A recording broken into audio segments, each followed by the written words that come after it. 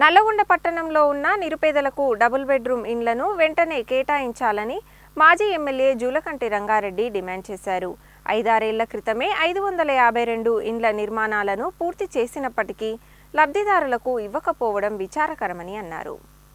Lottery ద్వారా ఎంపికైన లబ్ధిదారులకు డబుల్ బెడ్రూమ్ ఇండ్లను వెంటనే స్వాధీనపరచాలని డిమాండ్ చేస్తూ డబుల్ బెడ్రూమ్ ఇండ్ల పోరాట సాధన కమిటీ ఆధ్వర్యంలో నల్లగొండ పట్టణంలోని పెద్దగడియారం చౌరస్తాలో చేపట్టిన రిలే నిరాహార దీక్షలను మిర్యాలగూడ మాజీ ఎమ్మెల్యే జూలకంటి రంగారెడ్డి ప్రారంభించారు.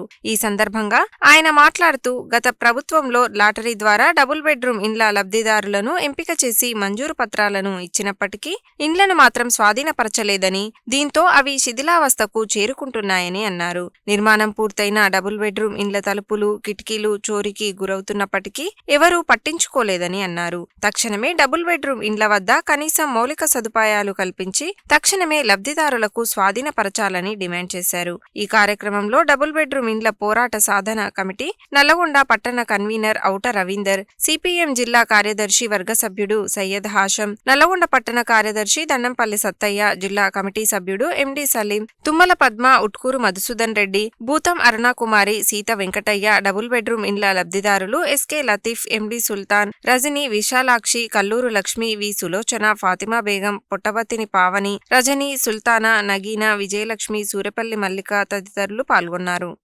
నల్లగొండ పట్టణంలో ఉన్నటువంటి నిరుపేదలకి డబుల్ బెడ్రూమ్ ఇండ్లు ఇవ్వాలని చెప్పేసి గత ప్రభుత్వంలో 552 ఇండ్లు నిర్మాణం చేసి ఇప్పటికీ 5-6 సంవత్సరాలు అయింది పూర్తయి.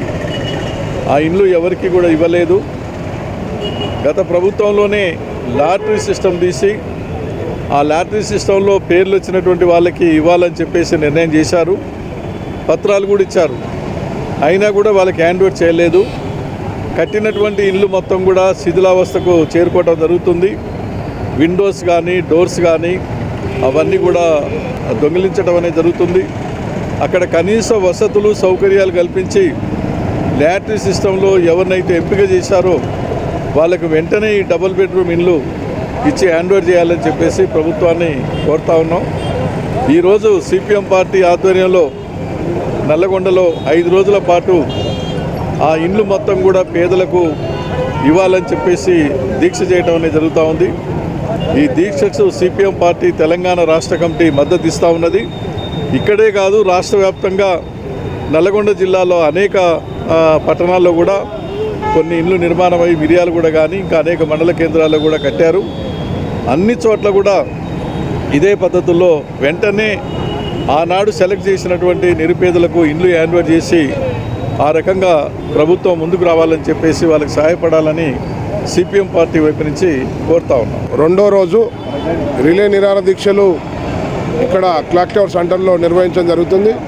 ఇది రెండో రోజు కనుక ప్రభుత్వం అధికారులు వెంటనే స్పందించి ఈ లాటరీ ద్వారా తీసిన వాళ్ళందరినీ కూడా సెలక్షన్ అయిన వాళ్ళందరికీ కూడా డబుల్ బెడ్రూమ్ ఇవ్వాలని చెప్పేసి డబుల్ బెడ్రూమ్ పోరాట సాధన కమిటీ ద్వారా ప్రభుత్వానికి అదేవిధంగా అధికారులకు హెచ్చరించడం జరుగుతుంది. లేని పక్షంలో ఈ పోరాటాన్ని మరింత ఉధృతం చేయడానికి ఇక్కడ వాళ్ళందరినీ కూడా సమీకరిస్తామని చెప్పేసి ఈ సందర్భంగా తెలియజేస్తున్నాం.